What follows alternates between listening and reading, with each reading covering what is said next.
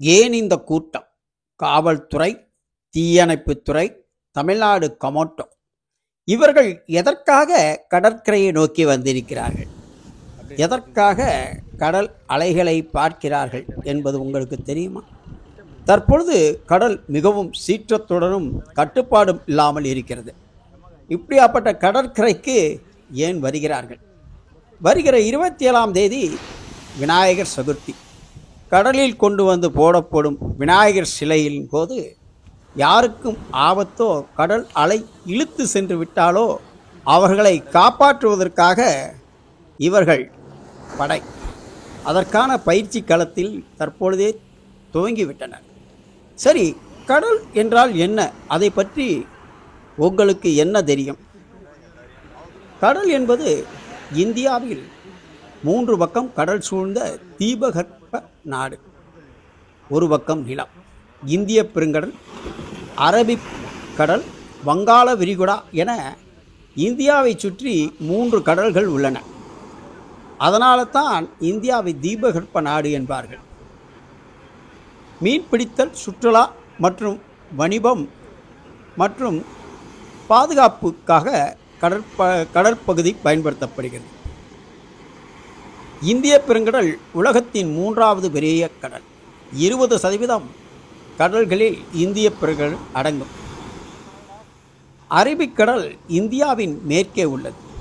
இந்திய பெருங்கடலும் இந்தியாவின் மேற்கே தான் அமைந்துள்ளது. வங்காள விரிகுடா இந்தியாவின் கிழக்கு பகுதியில் அமைந்துள்ளது. கிட்டத்தட்ட 30% மக்கள் கடற்கரை பகுதியிலே வாழ்கிறார்கள். 7517 கிலோமீட்டர் நீளத்தில் இந்தியாவில் கடற்கரை பகுதி உள்ளன. குஜராத், மகாராஷ்டிரா, கோவா, கர்நாடகா, லட்சத்தீவு பகுதிகளில் அரபிக்கடல்களும், மேற்கு வங்காளம், ஒரிசா, ஆந்திரா, பாண்டிச்சேரி, அந்தமான் நிக்கோபார் தீவு பகுதிகளில் வங்காள விரிகுடாவும் இருக்கிறது. தமிழ்நாட்டில் மேற்கே அரபிக்கடலும் கிழக்கே வங்காள விரிகுடா கடலும் சுற்றிலும் சூழ்ந்துள்ளது. தெற்கே இந்திய பெருங்கடல். இப்படி இருக்கும் கடலில் அதை பற்றி, அதனுடைய குணங்களை பற்றி நாம் அறிந்திருப்பதில்லை.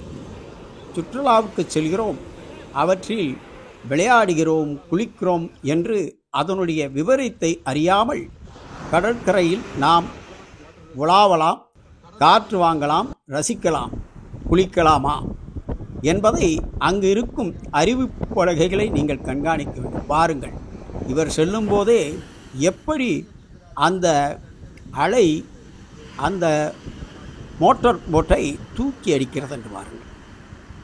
கிட்டத்தட்ட சென்னை மெரினா கடற்கரை தற்பொழுது நீங்கள் பாருங்கள். மெரினா கடற்கரை 12 கிலோமீட்டர் நீளம் உள்ளது பெசன்ட் நகர் கடற்கரை வரை. இதில் 7 இடங்களில் ஆபத்தான சுழல்கள் உள்ளன. இந்த சுழல்கள் நீச்சல் தெரிந்த பயிற்சி பெற்றவர்களையே அமைக்கிவிடும். திடீரென்று கடலின் ஓட்டம், வேகம் என்பது சொல்ல முடியாது, கணிக்க முடியாத அளவுக்கு திடீர் என்று அதனுடைய தன்மை மாறிக்கொண்டே இருக்கும். சரி, வங்காள விரிகுடா, மெரினா பீச்சில் குளிக்கலாமா? குளிப்பதற்கு ஏற்ற பகுதியா என்றால் மெரினா பீச்சில் குளிக்கக்கூடாது, அதற்கு தடையே உள்ளது. ஆபத்தான கடல், குளிப்பதற்கு ஏற்ற கடலே கிடையாது மெரினா பீச். மெரினா கடற்கரையில் சென்று சுற்றுலாவுக்கு வருபவர்கள் கடலில் குளித்து ஆபத்தான சூழலில் காப்பாற்றப்பட்டு சிலர் உயிர் இழந்து விடுகிறார்கள், சிலர் உடல் கிடைப்பதும் இல்லை. ஆனால் இந்த வீடியோவில் கடைசியில் வாருங்கள், ஆபத்தான நிலையில் காப்பாற்றப்படும் இருவரை பற்றிய வீடியோ கடைசி பகுதியில் காட்டப்பட்டிருக்கிறது. விபரீதம் அறியாமல், ஆழம் தெரியாமல் காலை விடாதே என்று சொல்வார்கள் பாருங்கள். அதுபோல்தான் கடலின் தன்மை அறியாமல் அதில் இறங்கவோ குளிக்கவோ கூடாது. சில பேர் குழந்தைகளையும் இழுத்து சென்று குளிப்பதை பார்க்கும்போது நமக்கு பதபதப்பாகத்தான் இருக்கிறது. எனவே இந்திய பெருங்கடல், வங்காள பெருங்கடல், அரபிக்கடல் சூழ்ந்துள்ள தமிழகத்தில் மெரினா பீச்சில் குளிப்பதற்கு ஏற்றதில்லை. இதோ வாருங்கள், பயிற்சி பெற்றவர்கள் அந்த கடலில் விழுந்தவரை காப்பாற்றுவதற்கு ஒருவர் பந்து விளையாடுகிறார். அவரை காப்பாற்றுவதற்கு முயற்சிப்பதும் அவரை காப்பாற்றி முதலுதவி அளிப்பதையும் நீங்கள் இந்த வீடியோவில் காணலாம். ஏனென்றால் தீயணைப்புத் துறையினர், போலீஸ் துறை மற்றும் கமாண்டோ இவர்கள் கடற்கரை பகுதியில் பயிற்சி பெற்ற வீரர்கள். இவர்கள் ஒருங்கிணைந்து இந்த பயிற்சியில் ஈடுபடுகிறார்கள். விநாயகர் சதுர்த்தி அப்போது கடலில் கொண்டு போடப்படும் விநாயகர் சிலையுடன் பக்தர்களும் ஆர்வத்தில் கடலில் இறங்கி விடுவது உண்டு. அதனால் கடல் அலையால் இழுத்து செல்லப்பட்ட ஆபத்தான நிலையில் அவர்கள் காப்பாற்றப்படுவதும் உண்டு. ஆதலால்தான் இந்த பயிற்சி. எனவே கடலை எளிதாக எடுத்து விடாதீர்கள். கடலில் பழகியவர்களே இதில் மீன்பிடி தொழில் செய்பவர்களுக்கே சில சமயம் ஆபத்தாக முடிந்துவிடும் பகுதி. இங்கு வாருங்கள், தண்ணீரில் தத்தளிக்கும் ஒருவரை எப்படி காப்பாற்றுகிறார்கள் என்பதுதான் இந்த வீடியோ. இதுபோல் நிஜமாக இருவர் காப்பாற்றப்படும் வீடியோ பிற்பகுதியில் காட்டப்பட்டிருக்கிறது. இவர்கள் வடநாட்டைச் சேர்ந்தவர்கள். கடலின் தன்மை தெரியாமல் விளையாட நல்ல வேளையாக தற்பொழுது தமிழக அரசு கடற்பகுதியில் கண்காணிப்பு கோபுரங்களையும் நீச்சல் வீரர்களையும் நியமித்து அதற்கான சேவையில் ஈடுபட்டுள்ளதால் உயிர் காப்பாற்றப்பட்டனர் இந்த இருவரும். ஏனென்றால் கடலில் இருக்கும் சுழல் திடீரென்று உள்ளிழுத்துவிடும் என்பது அறியாதவர்கள் கடலை விளையாட்டாக நினைத்து விளையாட ஆரம்பித்து விடுகிறார்கள்.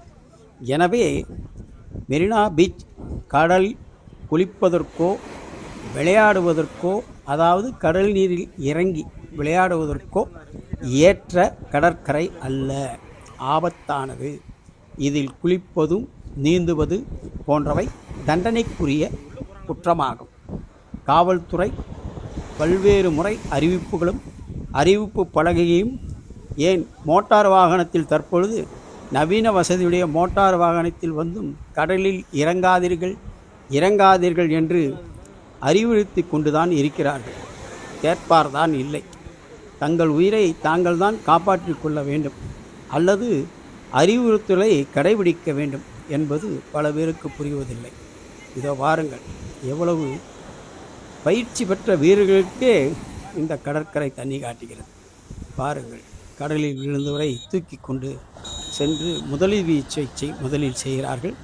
அதற்கு பிறகு மருத்துவமனைக்கு அழைத்து செல்கிறார்கள். இதோ பாருங்கள், வேனில் வந்து கடலில் இறங்காதே என்று விரட்டி அடிக்கிறார்கள். நீங்களே புரிந்து கொண்டு கடலை தூரத்தில் உட்கார்ந்து ரசியுங்கள், அந்த காற்றை அனுபவியுங்கள். ஆனால் கடலில் இறங்கி விளையாட நினைப்பது விபரீதத்தை ஏற்படுத்தும். எவ்வளவு சீறுகிறது பாருங்கள் கடல். இன்று புயலுக்கான அறிகுறிகள் இருக்கும் இந்த காலகட்டத்தில் கடல் அதாவது ரஃப்பாக இருக்குது என்று கூறுவார்கள் மீனவர்கள், அல்லது கரண்ட் ஜாஸ்தியாக இருக்குது என்று கூறுவார்கள் அவர்கள் மொழியில். அதுபோல் இன்று கரண்ட் ஜாஸ்தி. இன்று காலை